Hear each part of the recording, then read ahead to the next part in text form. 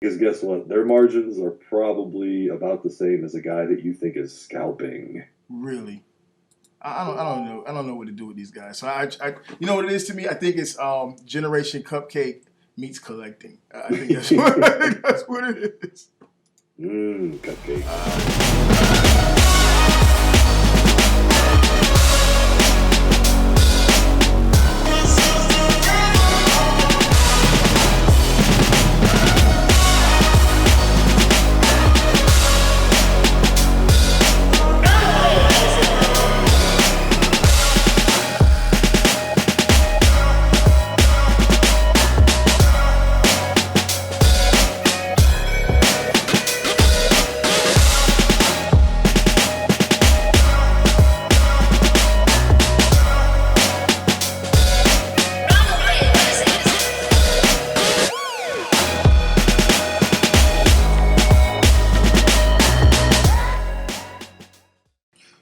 We were talking about the news that we've been seeing going along here, trying to find a topic, and so we decided we were going to talk about of course, the BotCon announcement concerning the third party selling in the third party parties and rooms at BotCon and stuff. Mm-hmm. So where you want to start at with that? All right, so the brochure goes online, and it reads specifically under exhibitor info, and the wording is similar to you're not to have third-party items on the sales floor or for sale in your hotel room, and violations will lead to, you taking, basically you not being allowed on the dealer floor and possibly kicked out of your hotel room. Yeah. And it immediately lit a bonfire under everyone's asshole.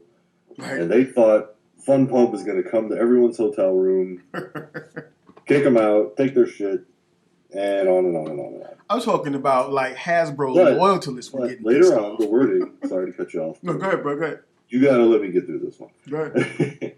So later, though, it vaguely mentions that a perk to going to BotCon is that there is room-to-room sales and trading after hours, after exhibitor hours, that is.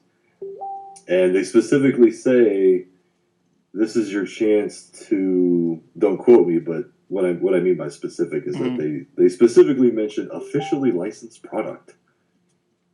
So that was another thing that was kind of vague, because it said that you could do room-to-room trading, but then they mention official products. So everyone's like, oh my God, what if they come to my room and I'm third party? Oh my God, yeah. But again, all of that, I guess the threatening aspect of the exhibitor part was still under the exhibitor heading. And I think Pete was on what the hell is the name of that show? ShatteredCast? Okay. So he was on that last night, and he basically explained that the majority of the rule, or maybe all of it, is pertaining to vendors, the exhibitors, the sellers. So, for example, if you are under contract as an exhibitor, you want to sell at BotCon, you are under this contract that says you can have no third-party products on the sales floor, and you can't advertise them or have them for sale in your hotel room, because the common thing at BotCon is that certain retailers, e-tailers, vendors would have, either a parts party or room sales after hours, and that's where a lot of people would get third party at BotCon. Yeah. That's their focal point, is that they want the vendors at BotCon, because again, it's officially licensed by Hasbro. FunPub is a licensee of Hasbro.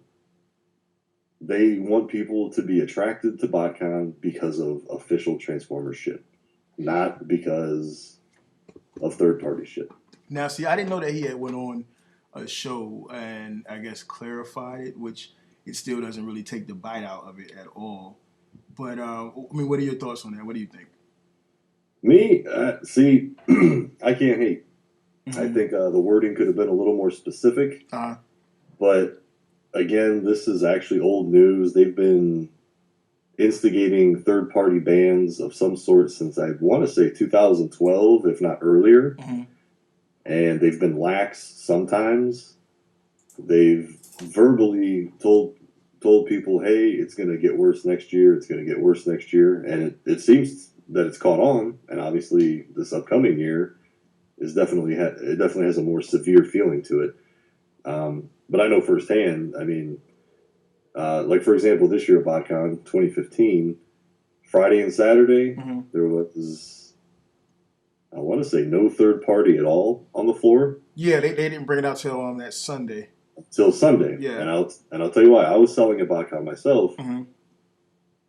and the first day, I checked everything. I asked. I even asked about some custom stuff that I had, Mm-hmm. and that was rejected because it had Autobot symbols on it. And I was told directly by FunPub, if it didn't have the Autobot symbols, I would have been fine. Everything else was legit. Everything else was cool. But because it had a licensed symbol, they couldn't say okay. Now, no, that's funny, and I think we talked about this as well. There were a couple of dealers before they were allowed to bring out third party who had third party out, and I wondered about that at last BotCon. How is that possible? Yeah, well, part of it is Because them shits weren't hiding; they were out in the open with it. Yeah, and I'm kind of limited because I didn't get to walk the floor. Uh-huh. Since I had a table, but the ones that I recall hearing about vaguely, it was mostly because they were either what's the word, like upgrade kits. Mm-hmm. They had no transforming robot included in the product. Like I can't say that. well, I'm telling you what I heard and what I was actually able to see myself. Okay. So like I heard, I want like Perfect Effect upgrade kits were out Friday and Saturday. Mm-hmm. Things similar to that, like weapons kits, like maybe some render form or something. I didn't see any full figures myself until Sunday. Sunday it was like all out. Nobody gave a shit anymore. Yeah, because I remember when I remember. So okay, so I help out the Chosen Prime. You know that listeners might not know that.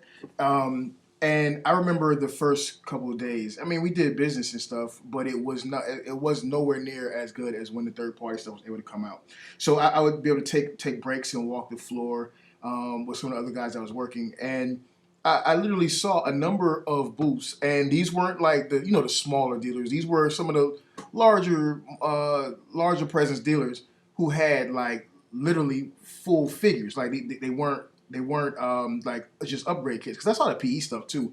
And I kind of figured that was just upgrade kit. Nobody cares about that because it helps out Hasbro. But I did see a number. Nah, I don't want to exaggerate. I saw 2 to 3 different dealers who actually had full figures on sale. And I really, Do you remember which ones they were? Because I think certain ones are okay. Mm-hmm. Like there isn't really anything Hasbro could do if they wanted, such as Steel Core, because it's not based on any. I mean, I haven't seen a Transformer figure that looks anything like Steel Core. Steel Core was an original. He was an original figure, anyways, wasn't he? From Fast That's Project. What I'm saying is he was an original design, and there was nothing that looked like him, like in the artwork specifically, like of IDW or anything. Yeah. So that's one that I think that I'm not sure they could say a thing about, just because like, it doesn't infringe on anything. So what are they going to say? Yeah. Hey, you're not allowed to have a robot that looks nothing like what we make, and it's not trying to be. There's no Autobot symbol, no nothing like that. So I just chopped it up to that the show was so busy that maybe they just didn't notice. I don't see how they couldn't notice. And and as far as what figures it was, I had to go and talk to one of my buds who was walking around with me. It was Brian Marshall, as a matter of fact. I'll holler at him and see if he remembers. It's been a minute, but I know that was a major point of conversation for us. Like, how the hell are these guys getting away with it or whatever? But yeah. But we had this conversation, and like you said, we knew it was coming. I don't see how they plan on benefiting, because again, business was not good until the third party stuff came out. So I understand they're trying to really put the screws to third party and cut down the third party sales, but they have to understand that third party actually contributes. In my opinion, third party actually contributes to the fans that follow and dig deeper into the official stuff. Right. Now, as a collector, though, that's, because we're deep in the game. Yeah. You know what I mean? We know where to go for stuff. We know when it's coming out. We know who's making it. But the mass market appeal of Hasbro, the majority, probably 90% or higher, have no fucking clue what third party is, and they don't fucking care. Yeah, that's a good point, because there's definitely been times where you would see Hasbro collectors and they see some third party stuff and they'll be like, "What is this?" or whatever the case is. But when you're talking about being a dealer and you're paying for this booth at the convention on the dealer floor, and then you look at what all. I personally don't understand. Other than the fact that if you want to make sure you have a presence there for your store, I don't understand how a dealer even rationalizes paying that large price for that booth fee, and then you look around and all of the product on everyone else's shelves is the same as yours. Well, that's where your business savvy needs to come in. And you're a savvy. You got some pretty big savvy. Let me tell you this. I was directly across from TF Source. Right down the aisle from me was Toy Dojo and Big Bad Toy Store. And BBTS, I think, is probably the biggest toy retailer in the Western Hemisphere. Mm-hmm. And I still came home well worth the investment I put in getting there. Now, what were your prices like? I'm a nobody. I had like a table and a half, and I just slung out whatever the fuck I could find that I thought people might want. So that's something that's just the nature of the business. I mean, if you're going to go to a convention that's specifically for one thing, mm-hmm. as a business, you have to think to yourself, is this worth my time? This has nothing to do with if you can sell third party or not. Yeah. This is just in general, because if you take all your third party away and BBTS has to take theirs away, guess what? Some people are going to be loyal to you or BBTS regardless. Yeah. And then other people are going to be loyal to your price regardless. So if you're not prepared to wheel and deal, then you shouldn't have fucking showed up in the first place. And see, I think the biggest selling point there, again, you mentioned it, is price.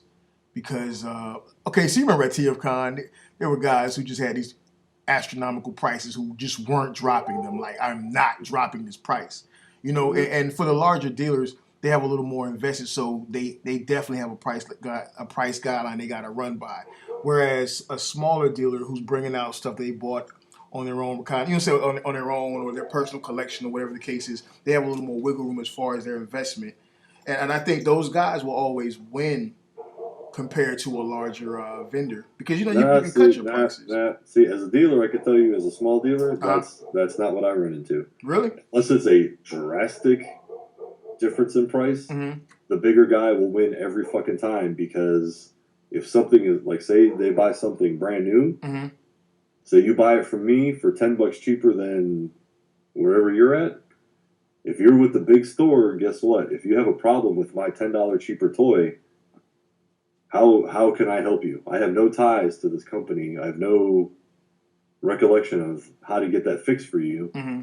Whereas a big store, and third party, it's extremely common for replacement parts to be either included or requested later. The refund system they can use, a replacement system. So for them, another $10 is worth buying from the big guy, because if they have a problem, they can come right back and be like, hey, can you help me out? And that's within the means and the resources of a retailer. Buying it from a secondhand guy, at least brand new stuff, that's kind of a chance a buyer has to take. And they usually go with the bigger store if the price is anywhere close. Now, if, for example, I had a Syndicates for $40 and Chosen Prime has it for $85 to $95, yeah, they're probably going to buy mine. Yeah, I'm pretty sure. But I'm pretty sure. 80. If mine's 80 and theirs is 85, they're going to go with Chosen Prime every time. Yeah. And that's just, and honestly, as a consumer, I do the same thing. Well, I don't want it to turn into like a price guide for guys, but let me ask you this. So, like, how do you think your prices compare to some of the larger, because you said you did pretty good coming out of there, right? So how did your prices compare? My prices kicked ass. Yeah. They always do. There's a lot of stuff that I get that, I don't get specifically just to sell, but Yeah. sometimes, like, you know, like for me, I have a threshold of a figure's value Mm-hmm. that once it gets to that threshold, I'm not comfortable owning it. Mm-hmm. So I think the most expensive thing I own is like $175 is what I paid. Mm. And that for me, I'm still like, I should sell that, you know? Get that money, right? Just because to me, I'm like, if I drop it or break it or whatever, like I'm trying to take pictures Mm-hmm. and something stupid happens, I'm like, yo, that's $200 down the drain. So you're saying if it starts being too valuable, you're getting rid of it. Yeah, pretty much. And it's not just a profit driven thing. How often do you It's a drop your comfort figures level. there, Mike? Because you sounded pretty clumsy right now. No, that's just how it is. I mean, No, I'm just messing with you, I bro. got plenty of. I mean, trust me, I have a lot of fun with the cheap shit too. Yeah. But to me, it's just, you know, is it actually worth having if it's worth that much money? You know, what's worth more? Something that's worth $500 now that I paid $70 for, or, you know, the possibility of breaking it and it's not worth anything, or selling it for a deal and, you know, not charging full market, extra money in my pocket to buy even more shit. You know, to me, I'm going for the option of having more cool shit. No, that makes sense, man. But yeah, like my pricing, because, you know, one advantage as a small guy is that you can find stuff that's opened, yeah, that's checked out, and if they know who you are, and even if they don't, you know, a big advantage is, well, I don't know if it's a big advantage, but for me, an advantage is because I'm open to letting people check out what they're going to buy. yeah. You know, like I had a couple seekers, things like that, and you know, they're not sure because they're like, okay, why is it so much cheaper than right over there? You know, for example, people had Grimlocks. They had MP Grimlocks for like $175, $150, and mine is $95. So yeah, you know where they're gonna go. You know what I mean? I had 3 of them, and I'm just like, here, you know, and that's barely even. And actually, the original retail of that in my area plus tax was more than $85. So had I paid retail, I'd be making like $7, $8 a piece. Yeah. And then when you consider in the table costs and all that, I'm losing my ass. But like, say I have one opened, I can say, here, check it out. You know everything's good, and they, you know, you let them take 5 minutes to look something over, and you know that helps them, especially because you know most people $100 toy seems ludicrous. You know? Yeah. You know, if they're buying, especially if they're buying it for their kid or whatever. Yeah, I feel you there. If they can get their hands on it and actually make sure it's to their standards, that helps guys like me. Wait. You know, we got to get back on topic, dude. We're totally off topic. No, man, no. This is totally on topic because this is all about the business. So, as far as what BotCon has been relegating, as far as third party, it makes sense. Any dealer that thinks they're going to lose their ass and their business is going to go under because they can't sell third party at BotCon had no idea what the fuck they were doing when they started in the first place. Because if you're a third party dealer, guess what? Everything you do is based on online sales, maybe group meetups and toy shows. Yeah. But you know it's not licensed, and this rule has been somewhat in effect since 2012. Yeah, but see, here's the deal. Now you're reaching the point. Warning. You're reaching plenty of warning. Yeah, but you're reaching the point now where they're telling you can't even have the room parties or whatever the case is, and that's a bit which they're within their rights if you're signed contractually to them as a dealer. They're within their rights, but traditionally the dealers have looked at those room parties as, okay, I'll make up the difference in my sales or my profits with the room parties. You see what I'm saying? And so we can say that you guys have plenty of warning. Yeah, that makes sense. We're relying on an officially licensed, officially ran convention to sell third party shit. That's their fault. That's like someone saying, yo, I have 15,000 Yankees jerseys. Why can't I sell them at the Kansas City Royals Stadium? This is bullshit. This is my business. You're putting me out of money. You know what I'm saying? Like, you're at the Royal, you're in Kansas City. Why the fuck do you have Yankees jerseys here? Well, no, truthfully, it will come down to the decision of that dealer, deciding whether it's worth their time or worth the trouble. But again, I mean, these guys, most of these guys, they sell in the rooms, whether it's official or third party. They sell in the rooms because they got to make more money, they got to make extra money, and I personally, I don't take the side. You know, I'm not taking the side of Fun Pub or Bach. Even if they are right, I am not. I will not. I will not. I will not. So, I just find it problematic. Just not even just for the dealers, but for the con itself. Because I mean, again, a lot But of the people. con has never relied on third party for anything. No, they have not. They have not. The only thing But it relies on for now is complaints. oh yeah, but again, the con is becoming known as not the best con. It's no longer the favorite con. Oh, whoa. Okay, I was hoping you would say that. How in the fuck do you even get that? I'm going to ask you that straight up. Because I was at both this year. Uh-huh. BotCon attendance, just from being in the dealer room. Mm-hmm. And BotCon's dealer room was not the biggest one I've been in as a seller, even. Mm-hmm. But it was at least twice as large as TFCon's. It was filled to the brim. The Friday, the preview night, and Saturday was nonstop. Yeah, but you're talking about. No. Let me say it. You're talking the about. The room is half as small, and it was busy maybe like 4 to 6 hours out of the whole weekend, to where it was actually troublesome to get through some of the spacing. But we're not talking about I'm not talking about a comparison just between TFCon and BotCon. I'm talking about. But you're saying BotCon is losing to TFCon. Well, they're not losing. No. What I'm saying is, and we'll have to go back and check the tape, sir.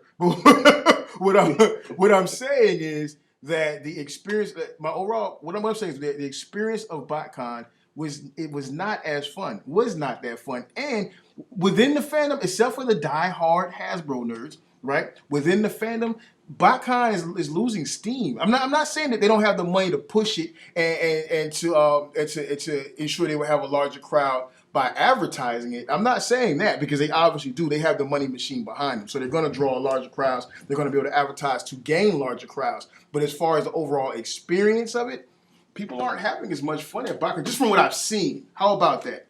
All right, now how many people that you had all this fun with are actual regulars at BotCon, or went to BotCon this year, or actually give a shit about BotCon? How can I know that? But let me ask you this question. How many times have you heard motherfuckers say, I'm not going to... You're saying... Well, no, I'm asking you, how many times... Just as a personal poll, how many times have you heard cats say, I'm not going to BotCon.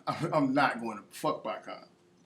Every person I've ever heard that from has never been to a BotCon and never wanted to go to a BotCon. There are entire casts from podcasts that we both enjoy that say the same thing, dude, who have been to BotCon. I mean, neither of us obviously can speak for everyone. We obviously can't. That's not within our power. But I'm just saying, if you take a look at the people that you know of, right? Yeah. Just within fairness, take a look at the people that you know of, the posts you see on Facebook. It's not. I think because they're becoming the toy Nazis or some shit. You know, even at BotCon last year, when the guys are walking around and they got their rules and they're pointing their fingers, you don't want to go to the convention for that. You want to go to have a good time, dude. And what is their problem? They don't want you to have third party because third party sales. I understand the argument legally, but I'm saying they don't want you to have third party because third party sales. I mean, Pete himself, off record, on record for this part, Pete himself said he has no problem with the entity creating competition, you know, and whoever has the best product sells it. But he wasn't talking about third party at that point, but it's the same argument. Then when we got to third party, he totally twisted that shit and was like, no, third party sucks because they're stealing and they're doing this and they're doing that. So I don't think people are enjoying, except for the die-hard nerds, because you got them and there's no point in pretending they're not there. People aren't in the general populace. I don't think is enjoying themselves as much at BotCon as they probably have in the beginning. I'm just saying, and I could be wrong. I'm just saying. I think you're just using hardcore Transformers collectors as a small group, and you're using that as your giant pool of candidates here, because the majority of people that are going to BotCon regularly and spending the big-ass money, they're having great times. That's why they go every year, every other year. That's why they take their kids. You think they take their kids so that they could be like, let's go to a third-party party? Yeah, no, but I'm not talking about those guys. They're going other places. They're going on the dealer room for an hour. Then they're going out to eat. and they're having a great time. You know, they're trying to meet Peter Cullen, they're trying to meet Frank Welker, and it's not, you know, this is one of those things where it's almost like the less you know, the better off you are. Because I can tell you, I'll agree with you there. I personally had a better time at BotCon this year than I Really? did at TFCon. Really? And I worked my ass off at BotCon. I was fucking half worthless. Most of the time I was so tired. But there were more people were having fun because they weren't worried about fucking politics. And that's not to say I didn't have a good time. You're saying that BotCon? You're saying that BotCon? Overall, I personally had a better time at BotCon. But it wasn't because of anything BotCon or FunPub did. It was just overall the abundance of different people that there were to meet, different things to do. There was more of that for me than there was in Charlotte. And yeah, but in all fairness, Mike, we were both pretty tanked up at that BotCon. Yeah, well, I got a little tanked up too at TFCon. That ain't no thing. Because I personally had a great time at both. So yeah, but again, and I think one thing that people are losing themselves in is they're forgetting is that it's about who you go with and why you go. So if you want to go to BotCon to see third party stuff, you're already starting off you're already wrong wrong. foot. It's already wrong. If you know 10 people that want to do something together as a group that will be fun, and they're kick-ass people, then guess what? You could go anywhere and it's going to be fucking awesome.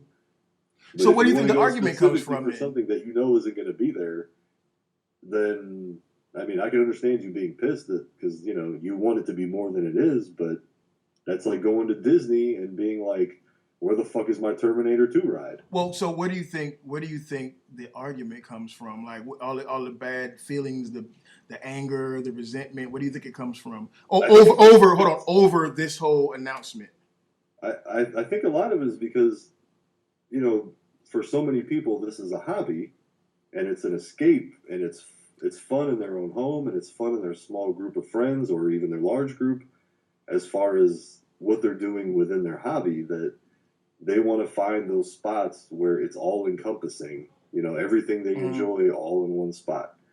So they're frustrated because they see that opportunity is there, but they forget that their hobby is based on a business. Yeah. And that business is always going to do what's best for them.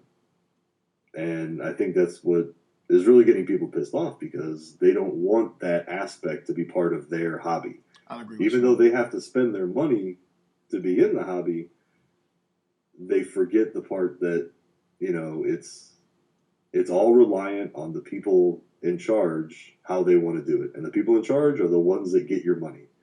So if Hasbro's getting all your money or getting everyone else's money, they're just going to want more money.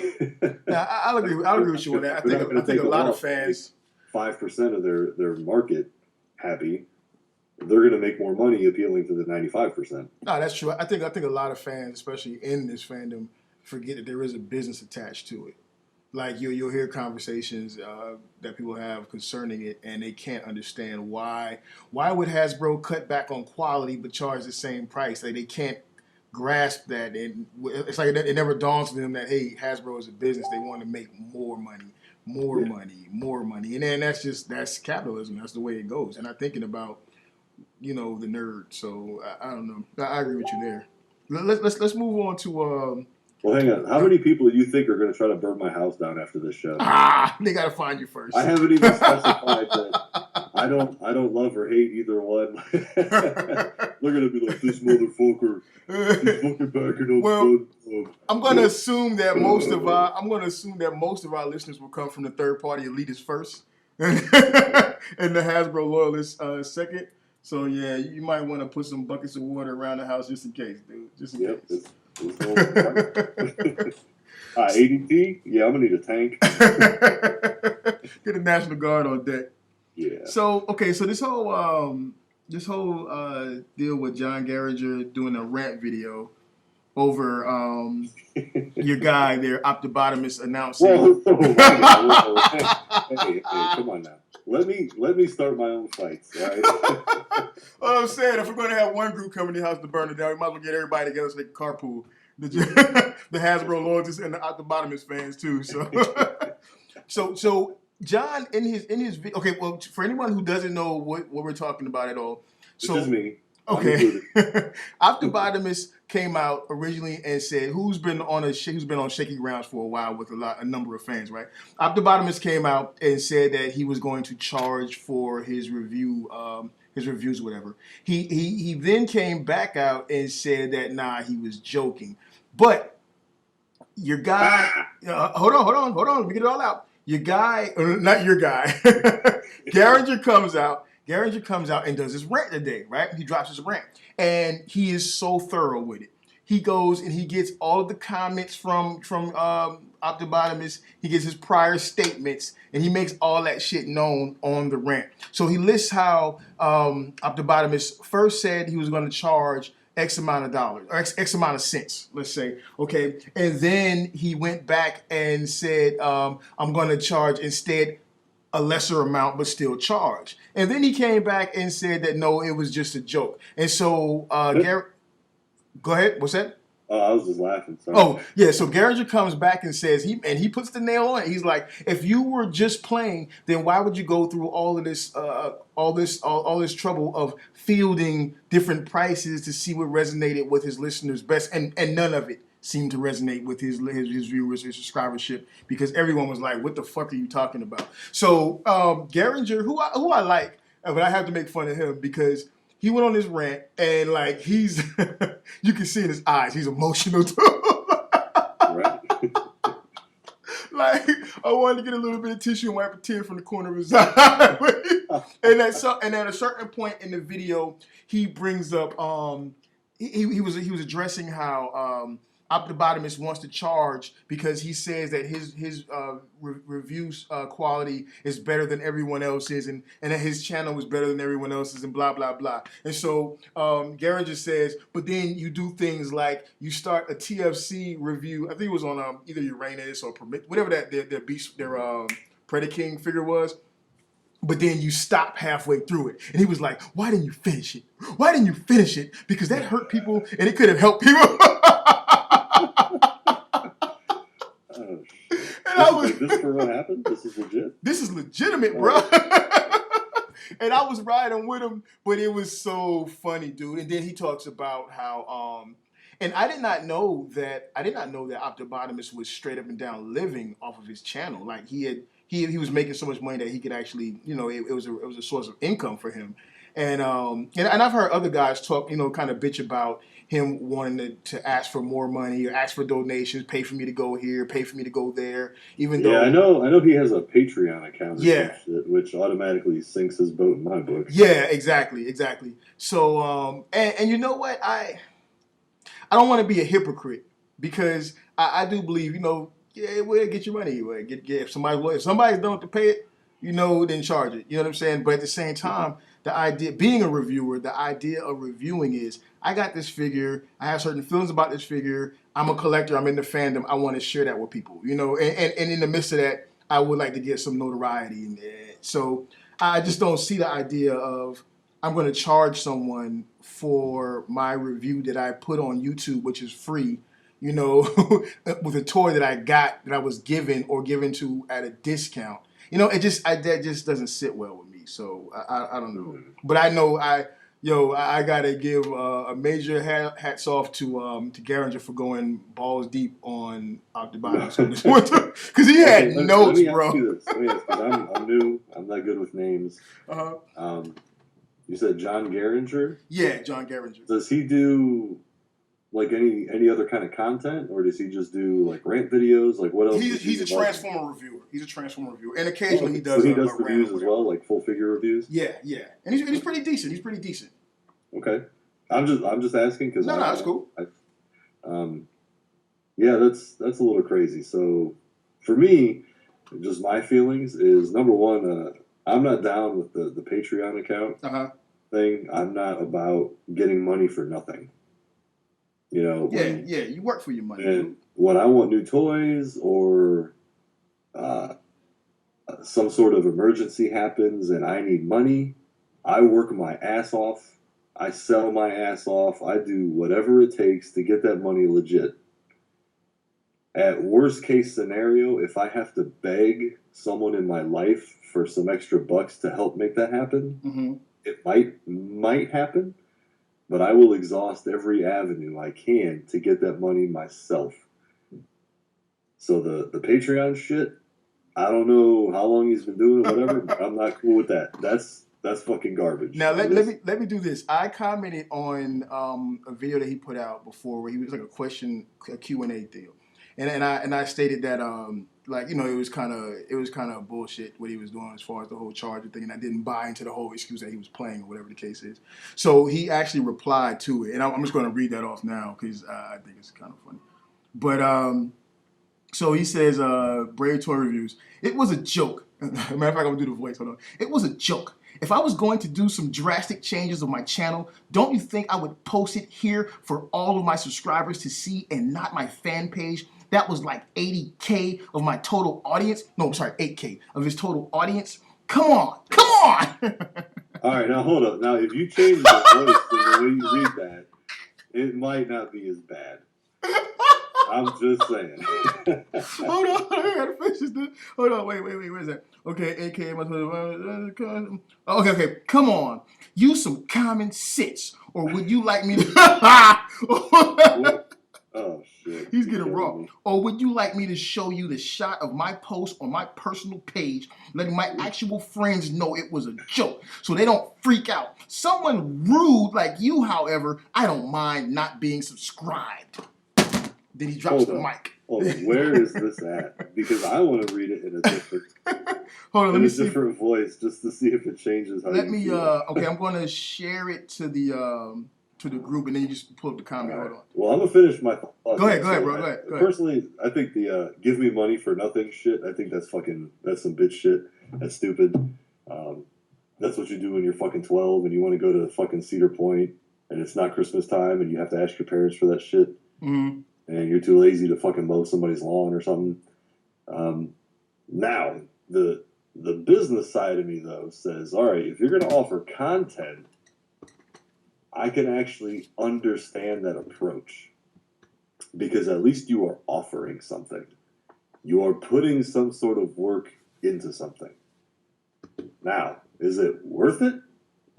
Probably not. I haven't seen anything. But I can understand that. Like that, there's nothing about that gets me upset. Mm-hmm. If he was just straight up like, yo, I need to make more money, I'm going to tack on 30 cents for you to watch the full video.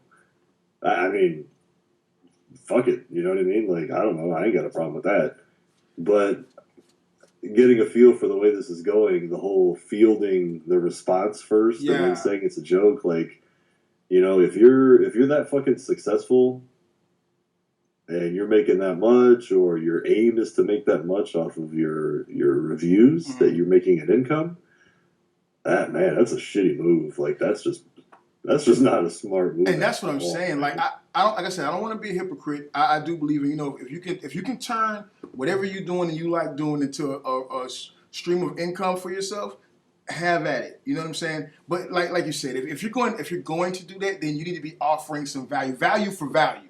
You know, and I don't see anything that he's done that's so outstanding that I would want to pay him extra for it. Maybe if he was so Garringer brings up that there's some other reviewer who I have no knowledge of who does stuff, and it's not just on YouTube, it's on other places, and he sells it. He has almost like a whole a series, and he actually has DVDs and all of this crap. You know, and he makes this stuff available to his subscribers who are paying first. And he has like the DVDs he sells out or whatever the crap. I don't know. I can see something like that because, again, you're giving value for value. But if you're going to charge someone for the same crappity crap you've been doing, you know, dare I say crappy. And, you know, it's funny because when I first started watching reviews, Optibottom was one of the first people I started watching. And he's large, you know, because he's one of the big guys, whatever the case is. Back when I first started watching reviews or whatever. And I slowed down with watching them because they were and I'm not just taking a shot at him because he made a little comment and thing. I think that's cute. But they were kind of boring. But that's the nature of reviewing. Most reviewers are kind of boring. And it's the ones who change things that I think that stand out the most. But I haven't seen anything that he's done that would justify justify me paying for it, and then for it to turn around and say that he's not. That's an element though, like a personal taste though, when it comes to business shit. That, you know what I mean? You can't say it's wrong because it doesn't appeal to you. Yeah, I don't think it's wrong. I just think it's bullshit. You know? Yeah, I don't think it's wrong. Judging from what you're telling me, and not knowing shit about it, that sounds like a really stupid fucking move.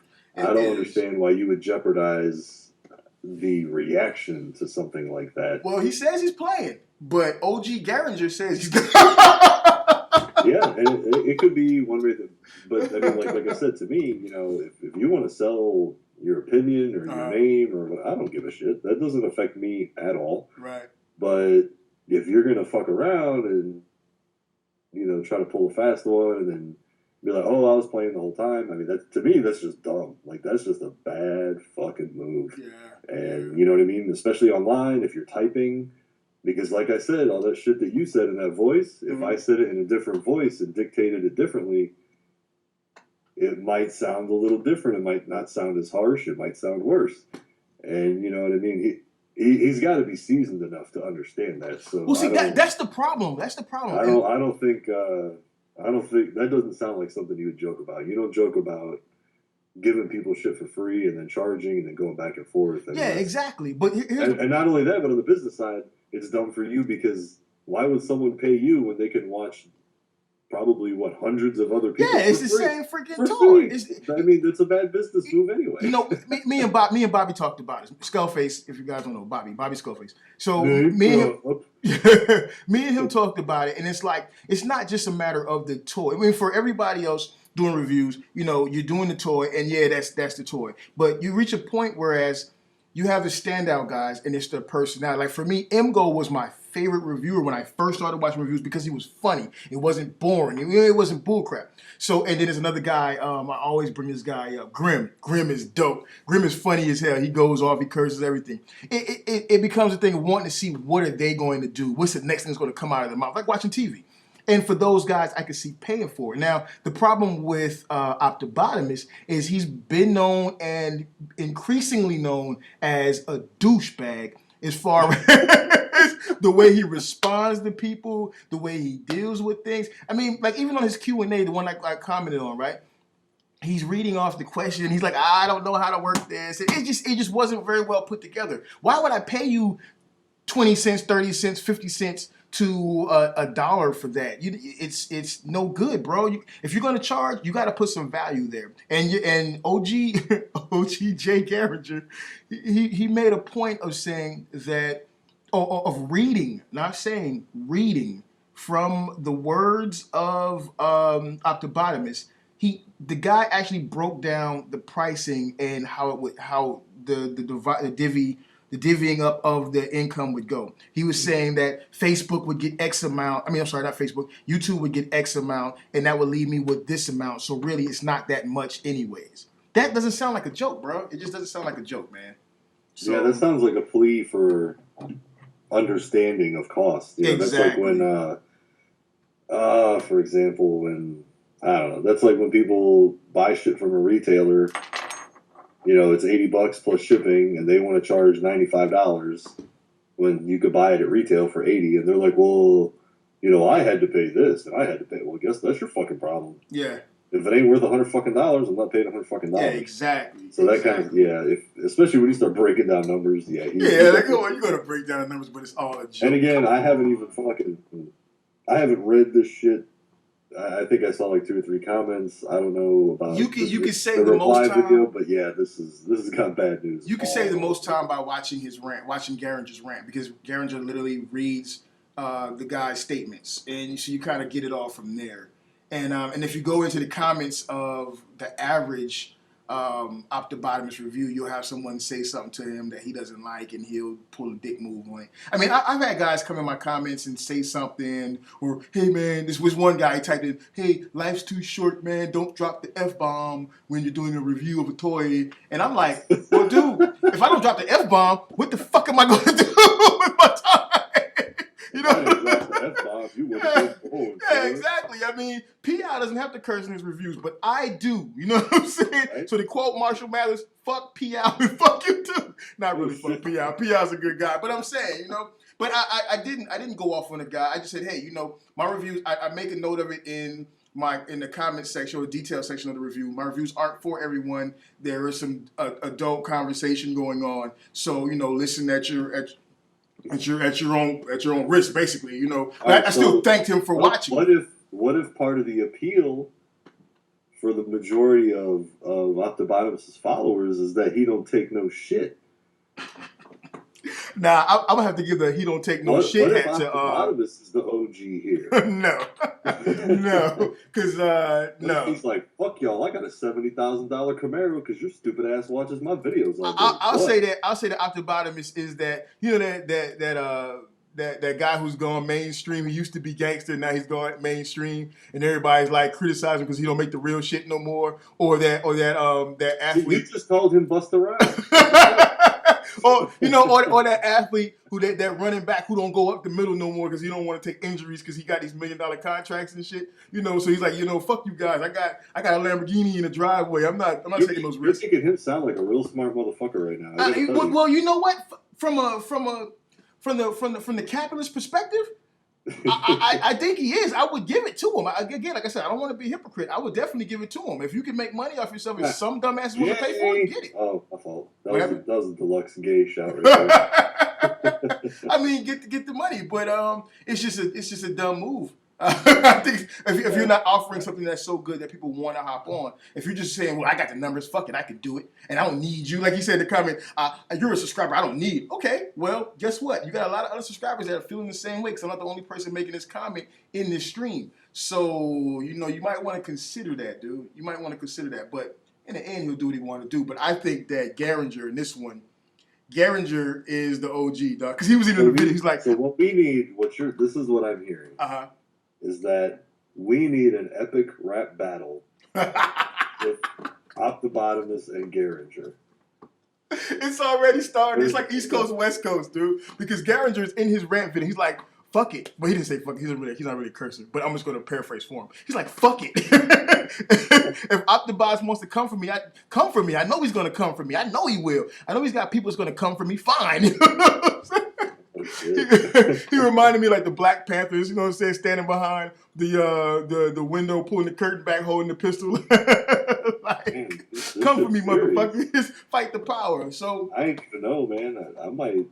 Maybe I'll just sell everything and get out. I don't fucking hang. Nah, I think it's getting to be fun, man. I think the fandom, the whole collectordom, I think it's starting to get to be a lot more fun. I personally don't like all the rainbows and lollipops and crap. You know what I'm saying? I don't like all that. It's boring, So I think it's getting to be fun, man. But so you think this is fun? Yeah, I definitely think it's fun because I was laughing my ass off at that video, dude. So. Yo, I think Doomsday's legit now. I should have bought that bunker.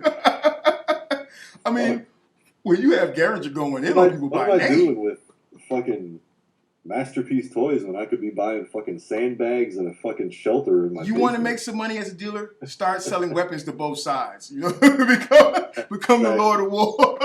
Start supplying both sides with weapons. I've tried to get Pete to buy some third-party shit. That motherfucker is true to his word. Yes, he is. Yes, he is. Like, hey, babe. Hey. Yo, I got these weapons, dude. He's serious about that. He's like, well, you know what? On that, okay, so the first show you did on the other podcast, I don't know if you want me to say it or not, but Pete said that was it the first? I think it was the first show where we got the interview with Pete, and he said that every now and again he'll buy a third party figure, I guess just to put on the shelf and spew hate at it. I don't think he ever said that.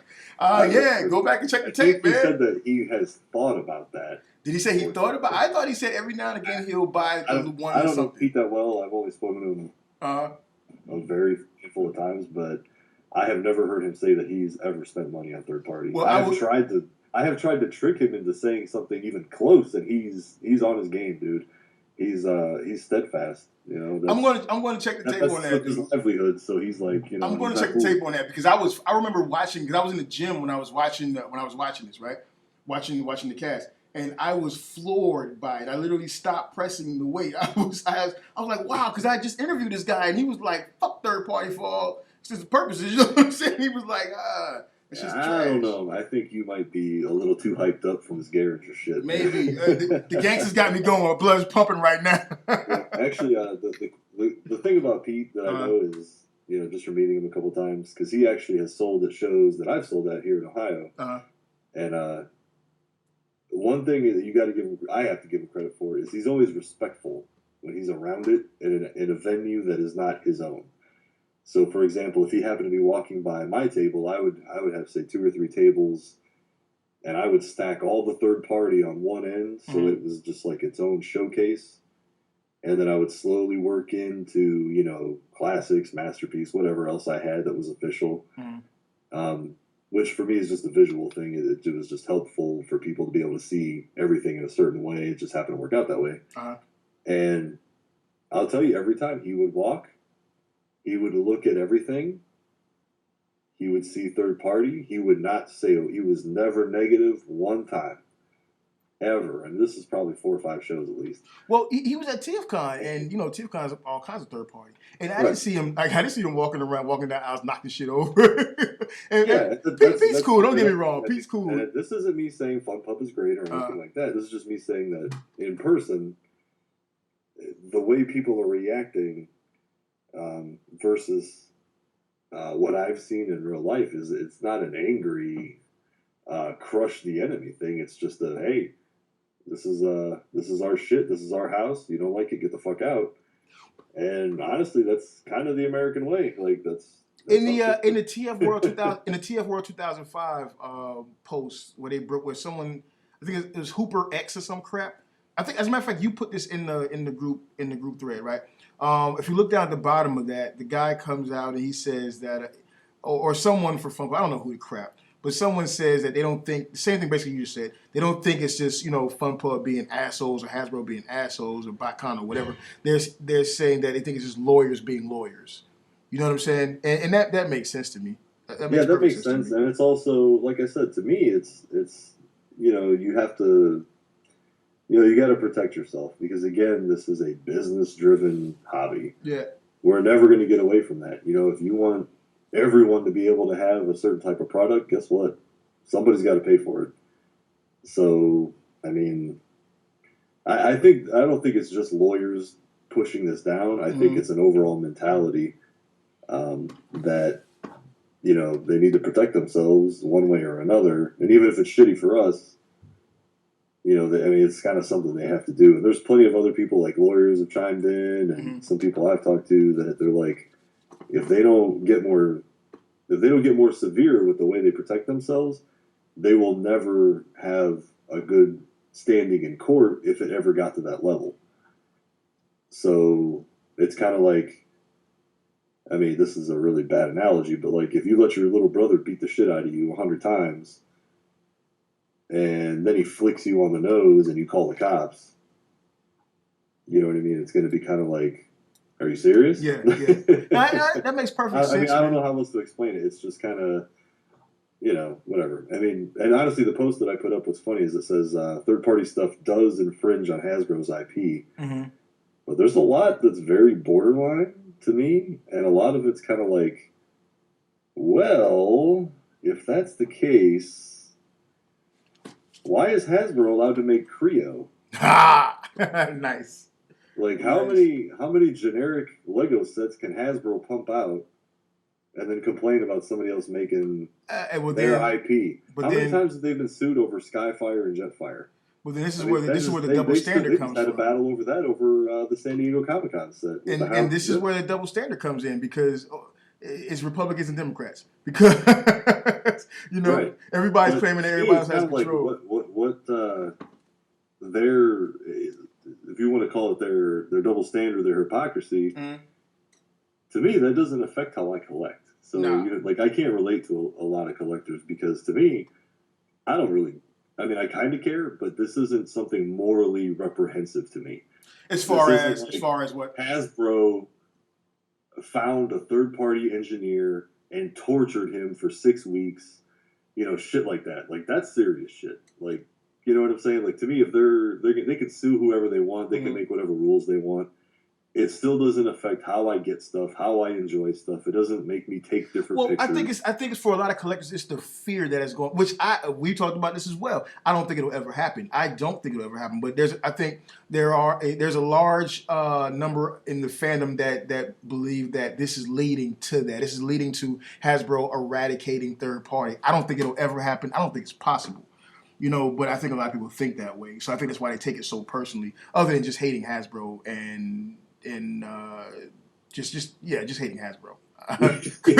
Because some people just hate Hasbro. I mean, I like they make it easy to do. I mean, yeah, that's not to be forgotten. Even on me, like to me, I don't pick sides. I pick toys. Like that's the easiest way for me to say it is I don't give a shit who makes it as long as it's fun and I like it and it's something I want. There you go. You know what I'm saying? There you go.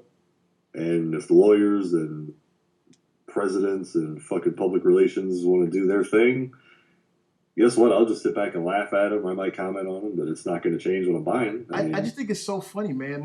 And we're kind of pressing time now, but initially my Transformer collection was all Hasbro based. Movie stuff, Generations, and stuff like that. And I mean, really, movie stuff. Yeah. From the first two movies, that's what got me back into collecting Transformers. And it's gone from there because they were actually producing quality stuff, and it's gone from there to me literally hating Hasbro. If it's not an MP or it hasn't just proven itself to be a great figure like the Springer was, I don't want to have anything to do with it because I'm insulted by the garbage they put on shelves, and I think my irritation is made that much worse by the people who like it. Wow. If that makes any sense. You also have to remember though, there's always going to be hit and miss periods. So for you, if you got back in around movie times, yeah, sorry about your luck there, fella. First two movies. Let me go back though. You got to remember, I pretty much started again in 2003.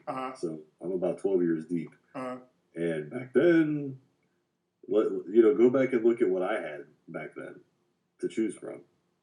I had RID, Beast Wars, which I never gave a fuck about. Beast Wars up. And then followed by what? The trilogy, which is 95% totally strange, looks nothing like, what was coming next. Yeah. So imagine going through the trilogy and then classics come about.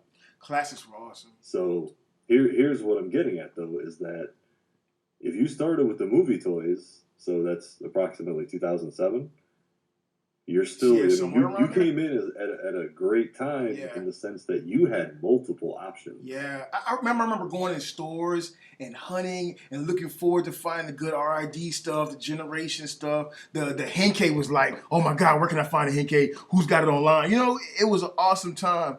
And they killed it, man. They cut backs and all. They killed it, dude. So, that's a whole different conversation. But they destroyed it. And so all I have now for hunting, because I enjoyed the hunt. The only thing I have now for the hunt is Marvel Legends, and that's so unfair. That's so unfair. Well, what I wanted to get at though is what if you're hating Hasbro so much now? Mm-hmm. Do you think they can ever get back to that level where you actually have multiple decent lines to pick from? Or they have the ability, yeah. Because you think that's what they're trying to do now with RID and Combiner Wars concurrent? No, I think it's a smoke screen. See what I did there? It's a smoke screen because you have them putting out the Combiner Wars stuff, right? Well, let me say this. Let me say this. The Combiner Wars combiners are better than those combiners they had. With I remember they had the original aerial bot team and the Bruticus and all that crap. That shit was terrible, right, in itself. I mean, that shit was totally aside from the rest of everything, in my opinion. You know what I'm saying? Which is where third party started like really blossoming because they had to make the upgrade kits. Colossus. Yeah. But I really think that they're pretending like they're making that move. Oh, that's another bad pun. Yeah. But that's what they're doing, man, and they're not because none of that Combiner War. First of all, the Combiner War. Wait. What are they pretending to do? I'm telling you right now, they're pretending. They're pretending to be giving us quality. They're pretending to be giving us good figures. Now, I can't address the stuff they got coming out because you got the Galvatron and all the Titan Wars. Who knows what that's going to be? I want to go ahead on the limb and say it's going to be the same trash, just different molds. But look how long it took them to give us different molds. You know what I'm saying? Look how long. I mean, after a billion repaints of Alpha Bravo, now you're going to give a new mold. They're full of crap. They're fronting. They're flexing. They're perpetrating a fraud. You know, they're making. But what I'm saying is, where are they saying that they're not going to do that? How are they lying about what they do? Not going to do what? Give you something good? Yeah. Look at where this. are they telling you every figure is going to be? I got the perfect answer. They give a shit about what you actually like. They don't. They don't. They don't. They want to pretend like they do here and there, but they don't. But where are they pretending? Where are they teasing us? Let's start with Superion, who was the commander was Superion, who was decent for what he was, and then let's go to the Stunnicons where their dress totally fell off.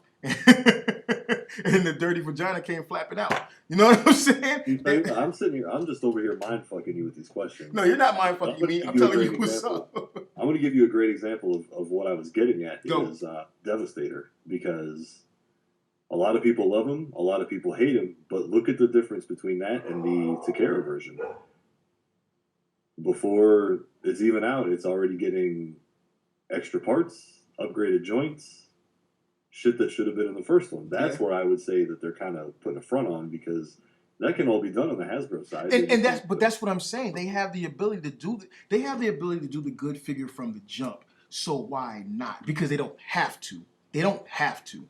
These guys still buy the crap. This conversation's been had 1,000 times over again. They don't have to. You know? And they're looking at us. They're like, psst. I don't care what you nerds say. Look, you buy this shit or you don't. Yeah, because they're not making their money off of, off of Mickey Salters. They're making their money from the Walmarts and the Toys R Us. You know what I'm saying? Now, what Walmart Toys R Us does later is on them.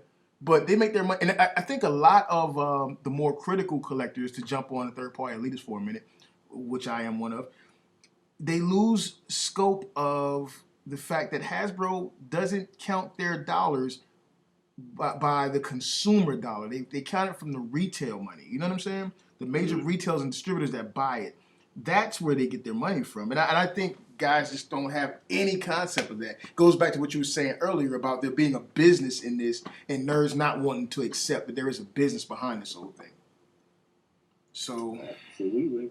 I think we got to wrap it up. We're at like an hour and 22 minutes. I think we're wrapping it up because you're getting a little hurt. Hurt with what? You're going along with me. That first conversation. You can't handle it. No, the first conversation, you was running that. The second conversation, you didn't know what was going on. So I had a good homes for your Ronda Rousey. You know what I'm saying? Yeah. But in this final conversation, we're both on the same page. So it kind of balances out.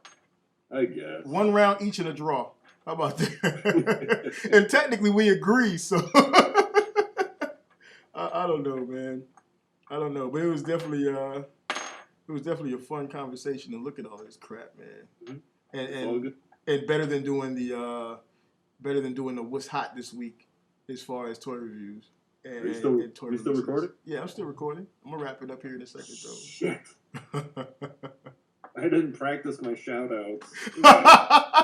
Oh, it is that part in a podcast segment, right? Where you got to do shout outs. I think everybody has to do that. Let's not do that this time. You don't want to do shout outs? Okay. We're going to break the mold. This is the fuck everybody episode. Bow. Fingers up. We are John Garinger.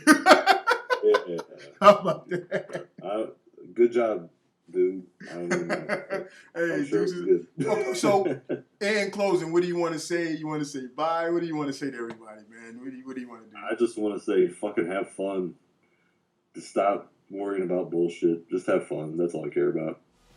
That's from Slade. Have fun, motherfucker. Good words. I will close by saying I will always vote for the bad guy. I will always vote for the bad guy and the underdog. But Hasbro's the bad guy. Make up your mind. No.